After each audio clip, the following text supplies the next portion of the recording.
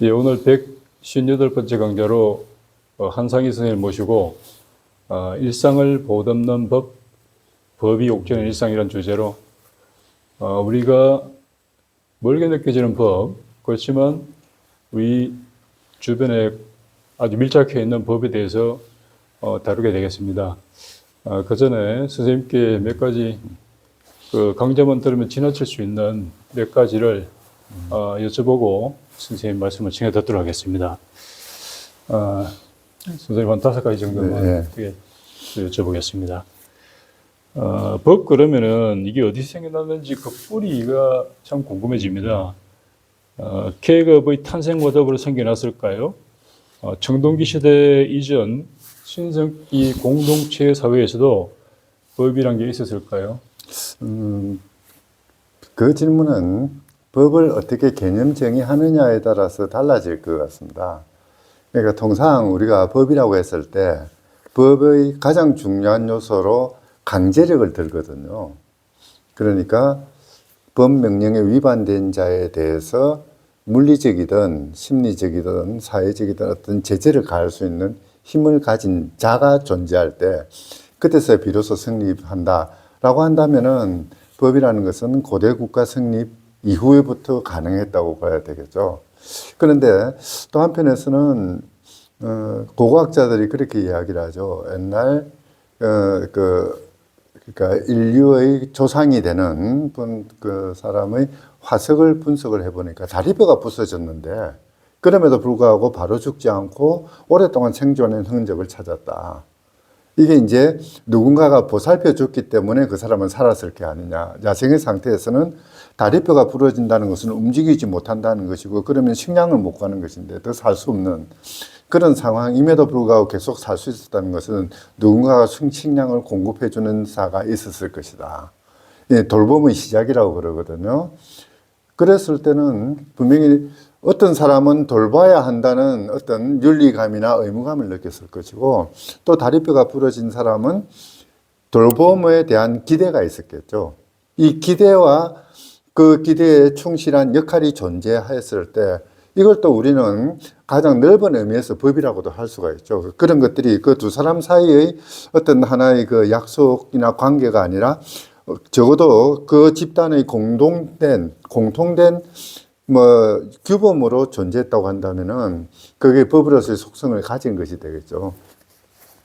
여러 가지 논의들을 할 수는 있을 것 같습니다만은 통상 이제 법사학을 하는 사람들 입장에서는 함무라비 법전을 가장 많이 들죠.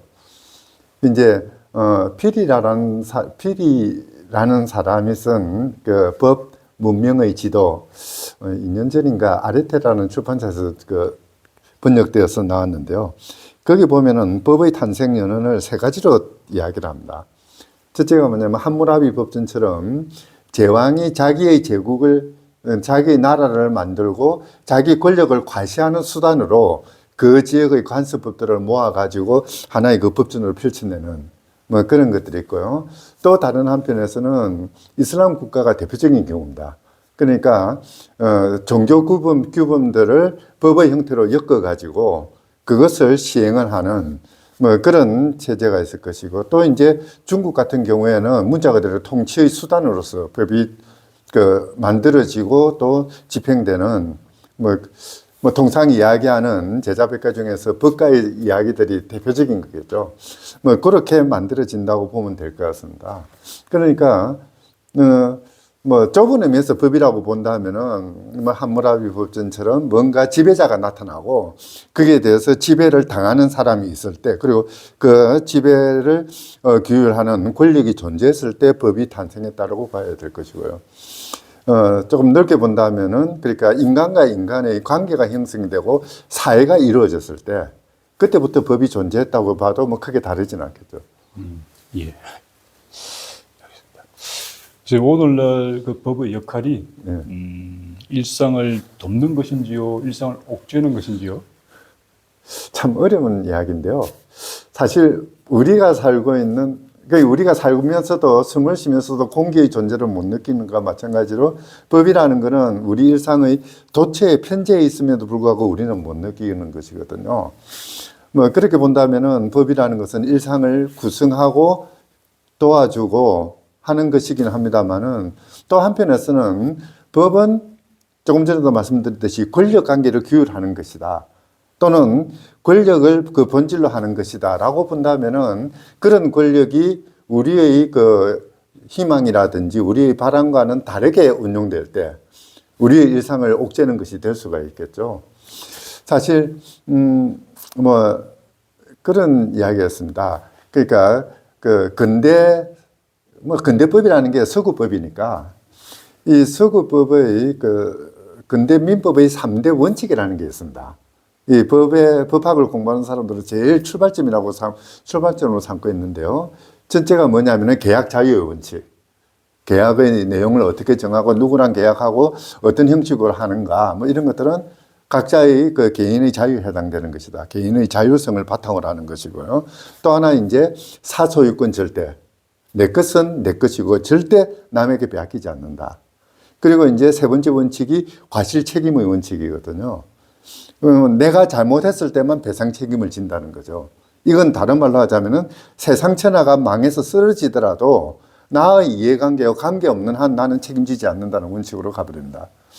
뭐 이렇게 본다면 이게 이제 근대법을 지배하는 기본 원칙이라고 이야기를 합니다만 실제 이거는 자본주의 시장 경제를 그 법의 이름으로 바꾸는 것에 불과합니다. 자유시장 또는 경쟁체제 뭐 이런 것들을 만들어 놓은 것인데요. 사실 우리는 그런 근대사법의 3대 원칙 속에서 살아가지만은 그러나 경우에 따라서는 노동자들이 그러니까 그 산업재해의 고통을 받고 있을 때 그랬을 때 기업주는 또는 자본가들은 이거는 내가 잘못한 것이 아니야 배상하지 않겠다라고 한다면 우리를 옥죄는 법이 되는 것이죠. 사실 이제 그 부분에서 정말 중요한 것은 법이 일상생활에 어떤 관계를 있느냐라는 것보다는 저 생각으로는 우리가 일상생활을 살아가면서 법의 언어를 가지고 있는지 그것이 우리의 언어인지 우리가 말하는 과실 책임인지 그들이 말하는 과실 책임인지 어떤 물건이 내 것이냐 너 것이냐를 결정하는 것은 우리인지 너인지 이거에 따라서 달라진다고 보여집니다. 사실 뭐 그러다 보니까 이 법을 어떤 동일한 법도 관점에 따라서는 일상을 도와주는 것이지만 또 다른 관점에서는 일상을 옥죄는 것이 될 수도 있는 거죠. 성경에 저는 이제 교회를 안 가기 때문에 이 불경스러운 말인지는 모르겠습니다만은 솔로몬 재판이라는 게 있지 않습니까? 정말 뭐 현명한 재판이라고 이야기를 하죠. 한 아이를 두고 두 어머니가 다툽니다. 두 사람이 다투죠. 서로 자기 아이라고. 요즘 같으면 유전자 검사하면 간단한데 옛날에는 그게 안 되니까 이 솔로몬이 고민하다가 아이를 둘러 쪼개가지고 나눠 가져라 라고 판결합니다. 그러니까 진짜 엄마는 자기 아이가 죽을까봐 걱정이 되어서 포기를 해버리죠. 가짜 엄마가 이제 그 아이를 가지고 가려고 하는 뭐 솔로몬 시대는 뭐 아이나 노인이나 뭐 이런 사람들은 소유권의 대상이었으니까 뭐 그렇게 했는데요. 그게 이제 현명한 재판이라고 이야기를 합니다. 왜냐하면은 솔로몬이 이제 그 순간 아이의 생명, 아이의 안전을 진정으로 걱정하는 자가 정말 엄마다. 그러니까 아이를 데려가라. 그렇게 판결을 했다. 그래서 뭐 이제 그 당시의 윤리를 충족했다라고 이야기를 합니다. 바로 그 솔로몬의 명령이 법이라고 한다면은 적어도 그 분쟁을 해결하는 데는 아주 소중한 그런 모티프를 제공한 것이지 않습니까? 일상을 풀어낸 것이거든요. 그러나 또 다른 한편에서 본다면은 솔로몬은 분쟁에 빠져서 서로 충돌하고 있는 두 사람 사이에 들어와서 거짓말을 한 것이 됐죠. 아이를 잘라서 가져가라, 반쪽씩 가져가라고 한 판결을 내렸는데, 그랬는데 나중에 번복을 하는 거죠. 이 경우에 어떤 것이 솔로몬의 진심인지는 다른 사람이 알 수가 없는 거죠.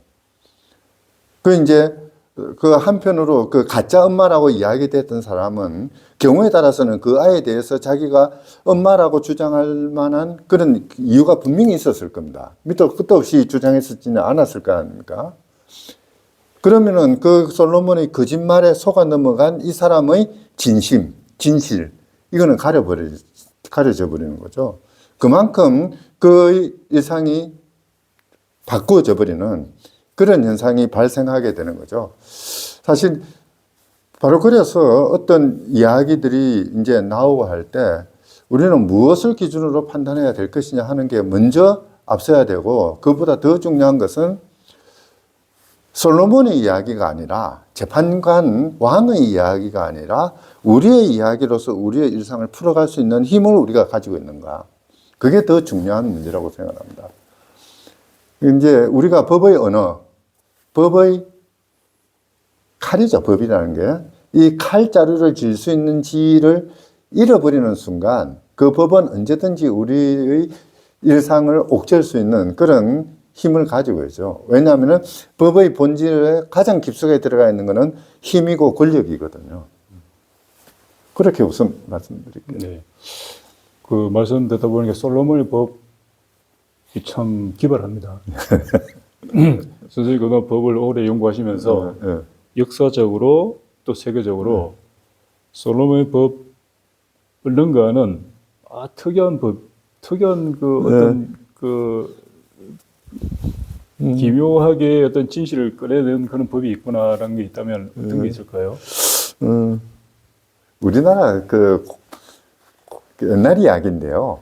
저도 제 지도 교수님한테 들었습니다. 저 부유지방 어디라고 들었는데요. 이제 노총각이어야 이제 이야기가 되죠.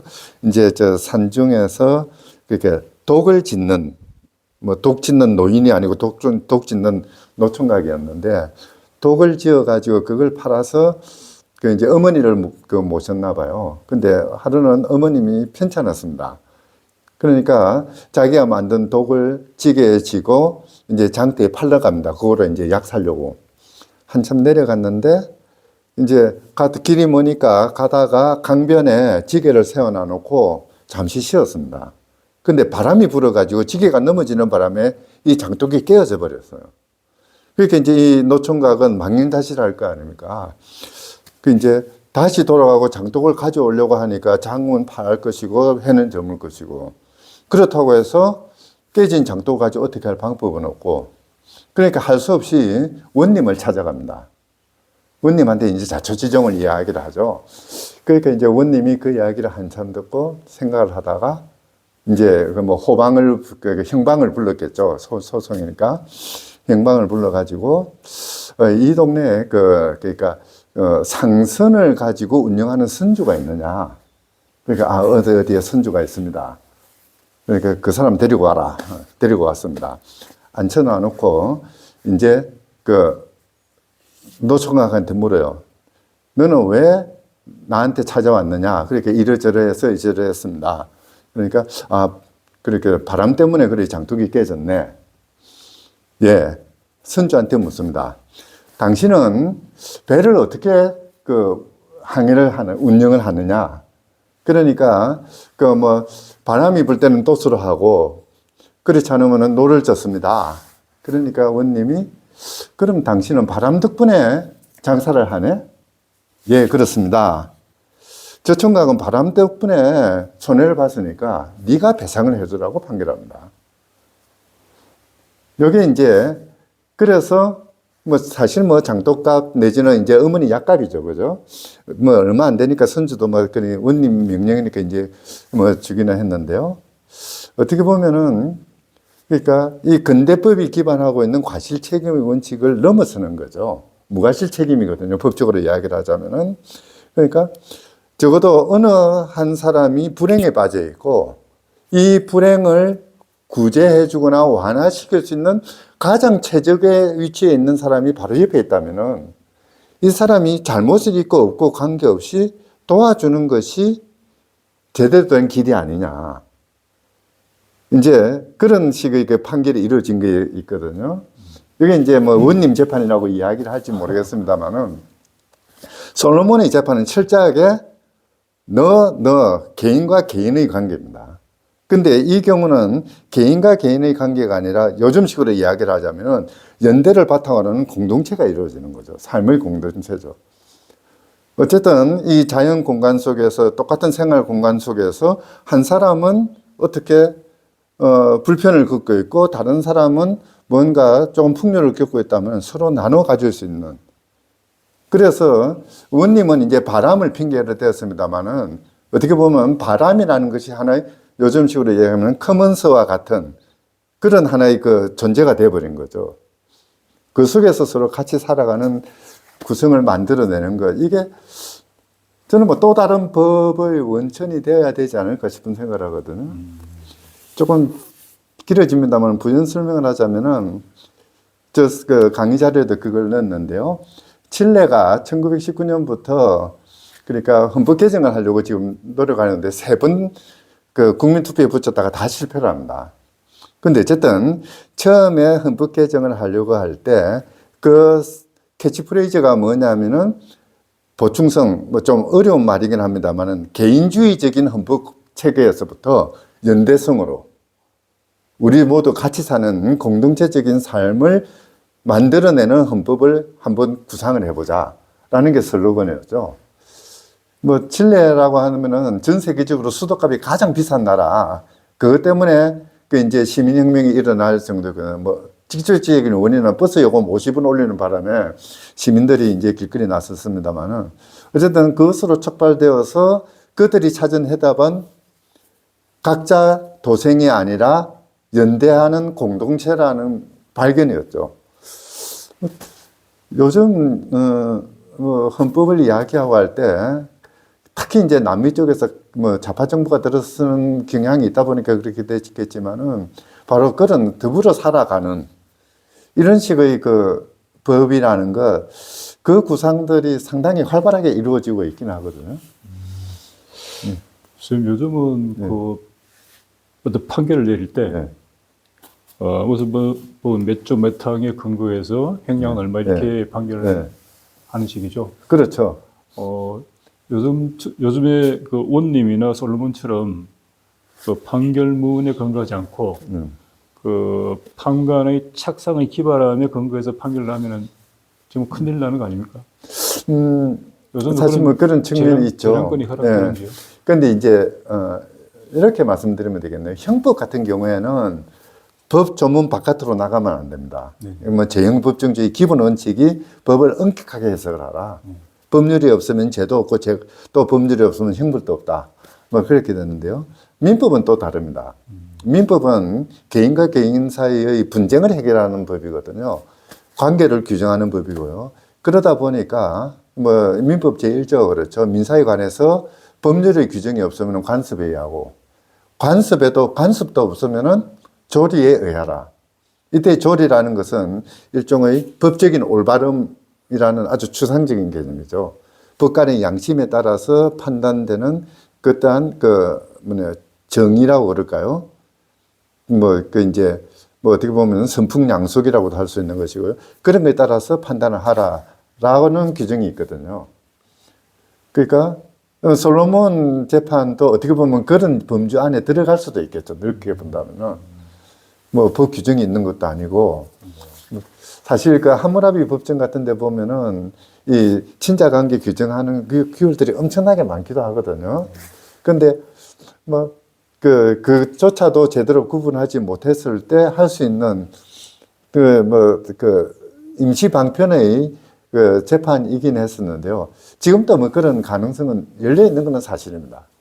근데 이제 워낙 그동안의 판결도 많이 있고 사건도 많이 있고 처리된 거 많이 있으니까 이제 그 선례가 촘촘하게 짜여져 있다 보니까 법관이 자유롭게 판단할 수 있는 여지는 상당히 줄어들었다고 봐야 되겠죠. 정원님이나 솔로몬 판결 같은 게 좀 인간미가 느껴지는데요. 오늘도 우리 판관들이 그 원님의 DNA가 이어지고 있는지 좀 궁금합니다.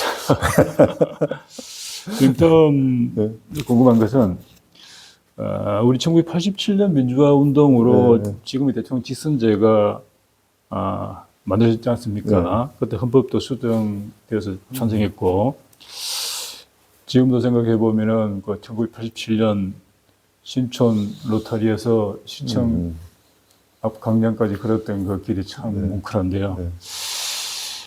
그렇게는 지금의 헌법을 1987년 체제라고 하고 있는데 이것의 빛과 그늘이 있을까요? 시대가 달라졌으니까. 네, 네. 선생님께서는 그 지금의 헌법에 어떤 제시하고 싶은 점이 있을지요? 지금 뭐 개헌 얘기가 많이 나오고 있는데.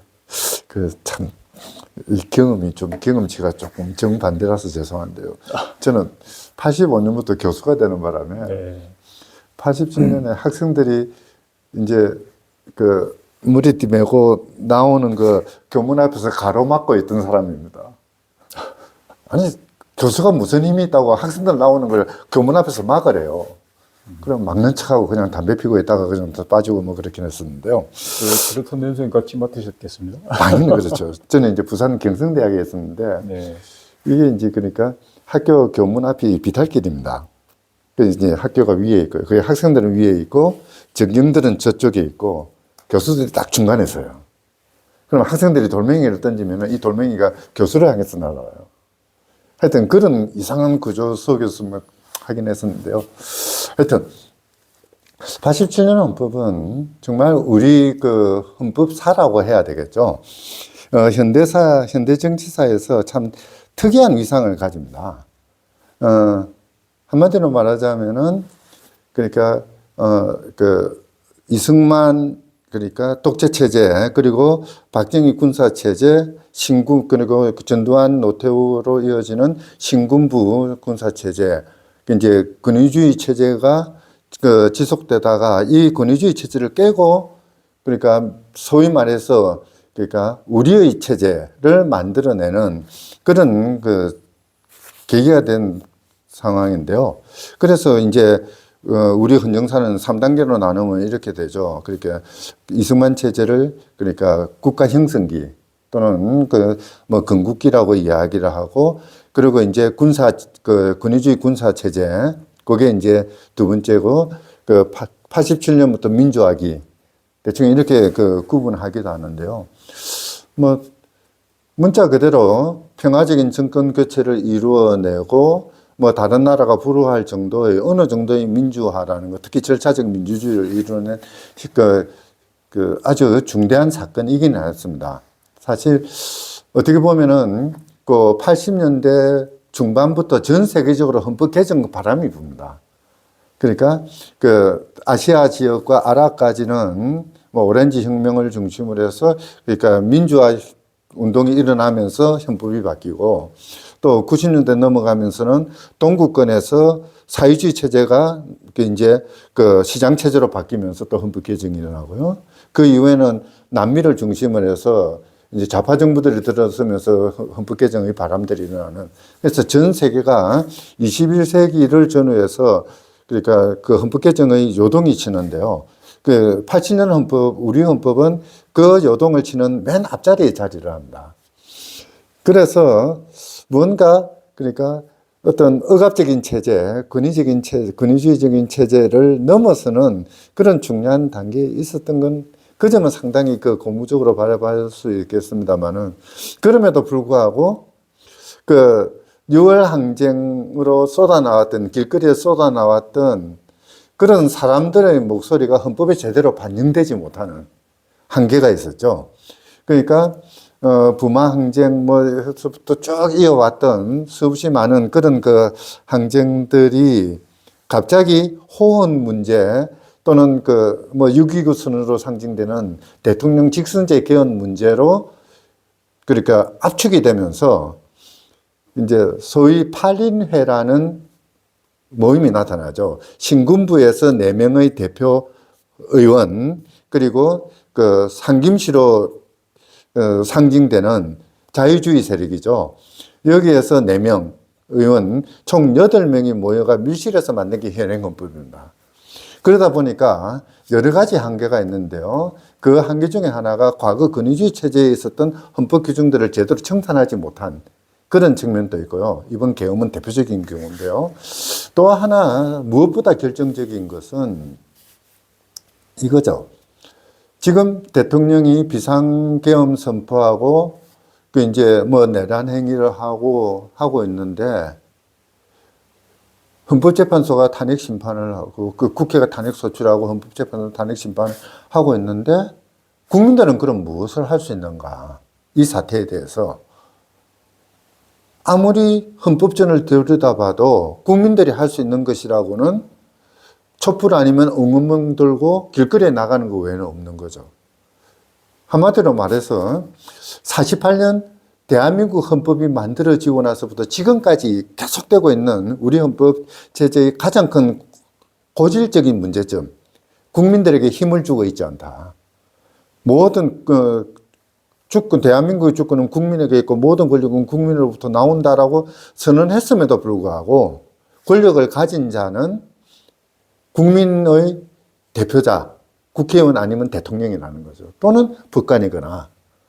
그러니까 뭔가 엘리트들이 중심이 되는 그런 헌정 체제지 국민들에게는 아무런 힘을 주지 않은 그런 바로 이 점에서 현행 헌법은 가장 큰 한계를 가진다고 할 수가 있을 겁니다. 특히 21세기 헌법 개정 그 바람 속에서 공통적으로 나타나고 있는 게 뭐냐면은 그러니까 국민 투표라든지 국민 발안이라든지 더 나아가서는 국민들이 시민의회를 구성한다든지 또는 시민 배심을 한다든지 이런 식으로 도처에서 자기에게 필요한 사안들을 법의 형식으로 또는 국가의 어떤 정책 결정의 형태로 구체화시킬 수 있는 길을 열어주는 것인데 현행헌법은 그런 길이 전혀 없는 거죠. 바로 이제 그게 현행헌법이 가지는 가장 큰 문제점이라고 보여집니다. 예, 저도 일전에 어떤 학자께서 대통령을 선출한 손으로 국민의 손으로 네. 대통령 탄핵도 결정해야 된다는 그 말씀을 제가 듣고 참 생각이 많았습니다. 지금 요즘 비상계엄과 탄핵 과정에서 판사의 결정에 대해서 서부 지법이 거의 난장판이 됐지 않습니까? 그래도 헌법재판소가 그래도 우리 사회의 최고의 결정기구로 여겨지는데 일반적으로. 그런데 헌법재판소도 지금 흔들려고 하는 시도들이 있고, 그래서 우리 사회의 국권에 보이던 그 뿌리가 근본적으로 이게 흔들리는 위험을 느낍니다. 악법이라도 무질서보다 낫다라고 괴테가 말했다고 하고, 악법도 법이다라고 소크라테스도 말했다고 하는데, 선생님께서는 무법천지 또는 악법천지 어느 것이 차악이라고 생각하시는지요? 둘 다 나쁜 거니까 잠을 끌어내요. 근데 모르겠습니다. 저는 제가 이제 77학번인데요. 대학 들어가서 첫 학기에 법학개론을 배우고 법학개론을 배우는 과정에서 이제 곁에 지금 말씀하신 무질서보다는 악법이라도 있는 것이 낫다라는 말을 들었을 때 참 혼란에 빠졌습니다. 이제 괴테 같은 문호가 과연 악법이라는 말과 무질서라는 말을 등치시켰을까? 사실 괴테의 시대가 가졌던 한계점이라는 게 분명히 있었기 때문에 그런 말을 할 수밖에 없겠습니다만 사실 이거는 동어반복이거든요. 무엇을 우리는 무질서라고 할 것이냐? 질서라는 게 특히 이제 독일식의 개념에 의하면은 법이 바로 질서고 질서가 법입니다. 질서라는 것 자체가 어떤 규범을 깔고 있는 거거든요. 그러니까 자동차는 우리나라 자동차는 우측 통행이죠. 우측 통행을 해야 교통 질서가 잡히죠. 우측 통행을 해야 한다는 그 규범이 밑바닥에 깔려 있고 그걸 바탕으로 질서가 이루어지는데요. 그러니까 무질서라는 것은 그러니까 어떻게 보면은 규범 체계가 제대로 이루어지지 않고 있기 때문에 무질서라고 할 수도 있겠습니다만은 또 다른 한편에서는 악법이 있기 때문에 무질서일 수도 있는 것이거든요. 사실 좀 어중간하긴 합니다만은 그렇죠.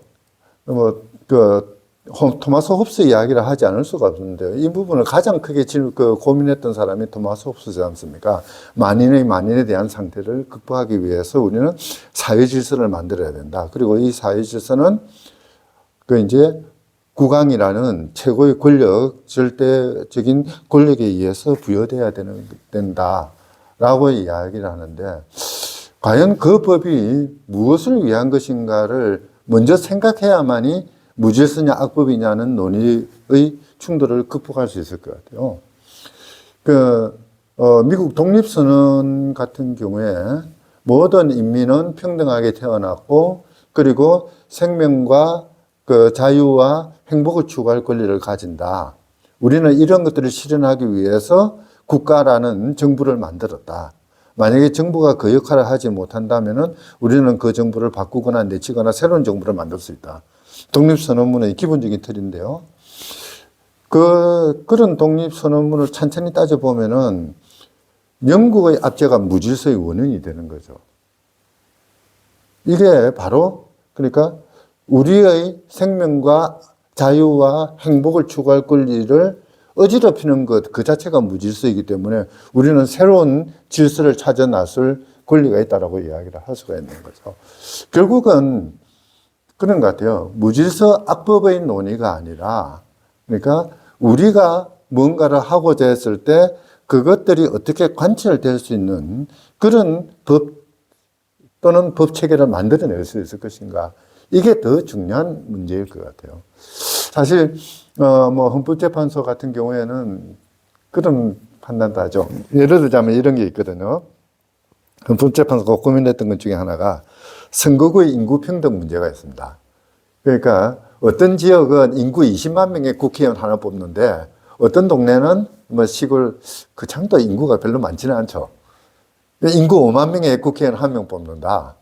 그러면은 그러니까 20만 명에 한 명 뽑는 사람은 억울할 거 아닙니까? 4명을 뽑아야 되는데 한 명밖에 못 뽑으니까 과소 대표가 되는 거죠.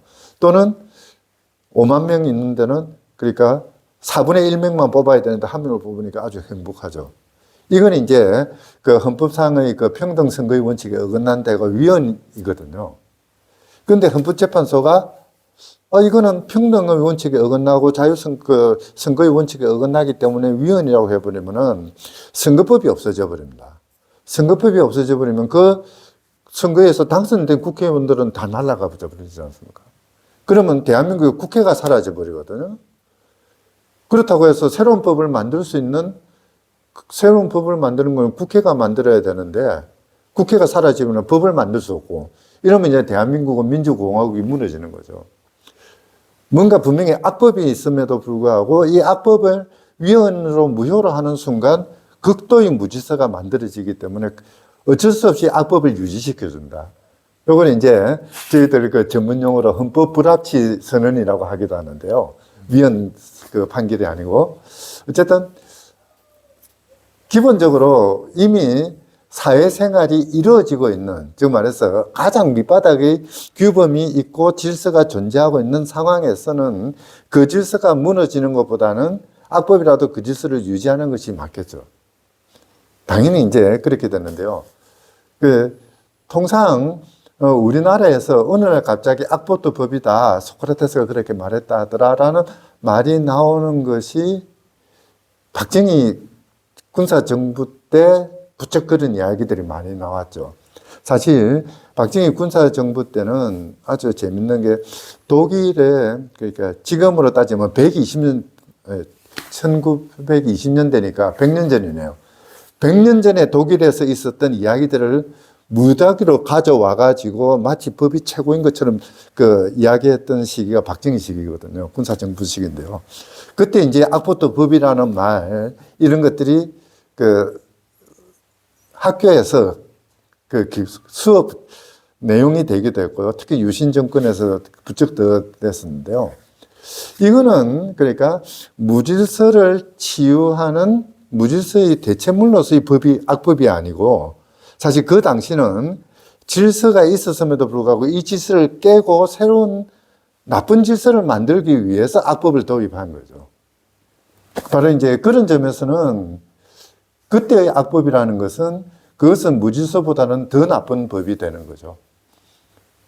기존의 질서를 깨트리면서 자기 권력을 중심으로 새로운 질서를 만들기 위한 법을 이야기하고, 그리고 기존의 질서는 무질서라고 규정해버리는 이번에 비상계엄도 똑같은 논리였지 않습니까?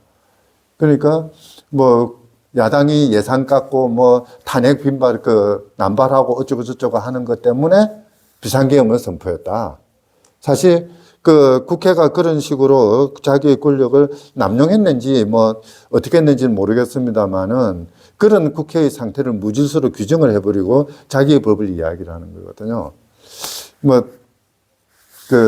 조금 아간벤이나 이런 사람들 식으로 보자면은, 그러니까 칼슈미트 같은 사람들이 한 이야기를 들자면은 일종의 예외 상태를 선언해버리는 그런 조치는, 이거는 물론 뭐 주권자가 예외 상태를 선언하는 건 모르겠습니다만 주권자가 아니면서도 주권자인 것처럼 하면서 주권자를 향해서 예외 상태를 선언하는 그런 무질서론 또는 악법이죠.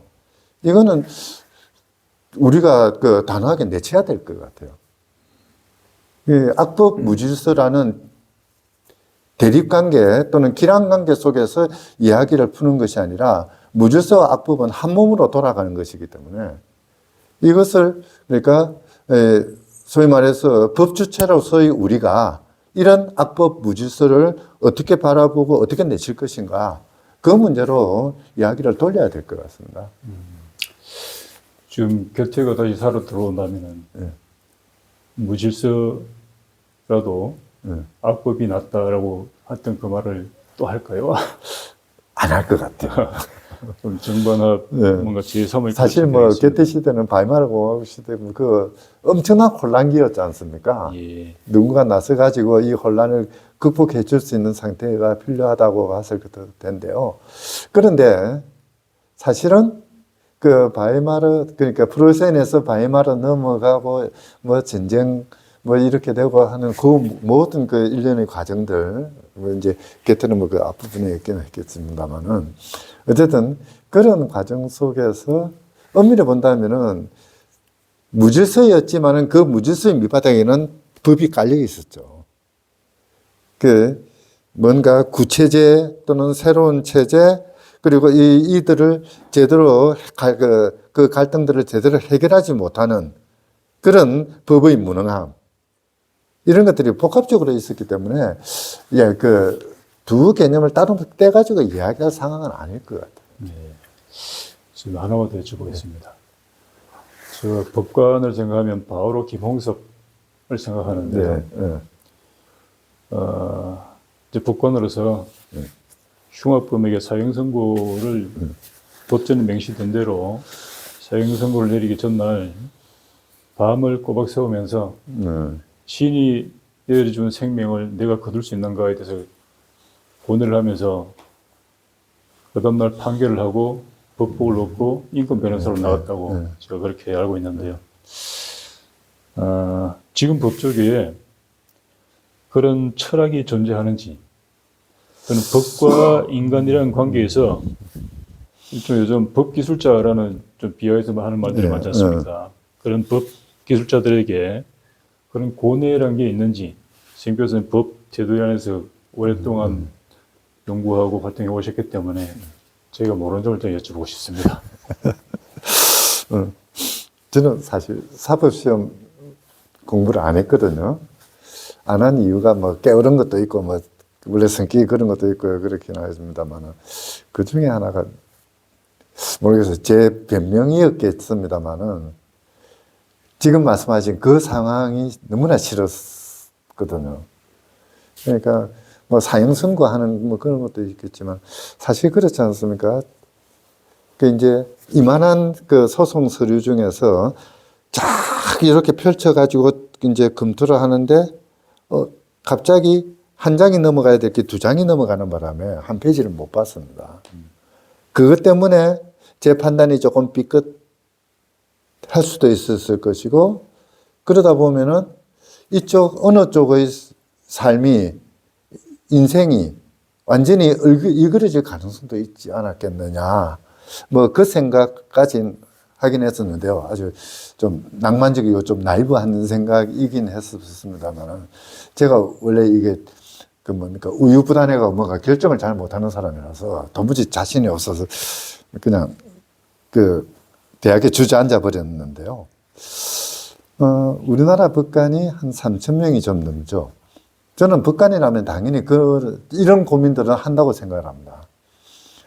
물론 이 법관들, 뭐 검사나 판사들 다 마찬가지입니다만 우리나라의 경우에는 그러니까 서양 사회를 기준으로 할 때 그러니까 인구 대비 사건 수를 바탕으로 한다면은 우리나라 법관의 숫자는 서양에 비해서 검사도 마찬가지입니다. 절반 수준도 안 됩니다.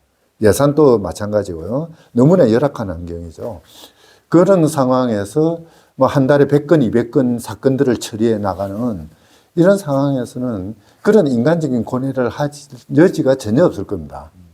다만 그럼에도 불구하고 우리가 늘 다니는 길에도 어느 날 문득 길 한 모퉁이에 조그마한 잡초에서 그 꽃이 피는 걸 발견하듯이 법관들도 똑같이 사건을 쳐내가는 과정 속에서 뭔가 중요한 것들을 찾아내는 경우들이 있을 거거든요. 당연히 고민을 하겠죠. 그 어떤 법관이라 하더라도 이게 어떤 자기들의 결정에 따라서 그 대상이 되는 피고인이나 또는 원고 피고나 이런 사람들이 운명이 달라질 수도 있다라는 그 생각은 들 수는 있을 겁니다. 지금, 그런데 정말 안타까운 것은 조금 전에 말씀드렸듯이 너무나 이 법관들, 뭐 검사도 마찬가지고요. 이 그 업무 환경이 열악하다 보니까, 그러다 보니까 정말 그렇게 인간적인 측면들, 삶의 측면들, 자기 앞에선 그 재판정에 앉아 있는 피고인 또는 원고 피고가 사람이라는 생각을 하지 못하게 만드는 그 환경이 저는 제일 큰 문제라고 생각합니다. 어느 한 사건을 두고 정말 고뇌에 빠져서 뭐 최소한 하루 정도, 하룻밤 사이라도 고민을 할 수 있는 시간이 주어져야 되는데 우리 법원이나 검찰청의 현실은 그런 시간을 주지 않는 또는 그런 생각을 하지 않는 사람이 좋은 법관이 되는 거죠. 요즘은 뭐 전자재판 뭐 그렇게 해가지고 전부 이제 컴퓨터로 하고 그래서 법원에 가야 그 법원 사무실에 가거나 검찰청 사무실에 가야 사건을 기록을 보고 처리를 할 수가 있거든요. 옛날 같으면은 이제 그 서류로 되어 있으니까 이 법관들이 검찰청 검사들이 가장 많이 애용하는 게 보따리죠. 이 서류들을 묶어가지고 들고 오기 가장 좋은 게 보따리거든요.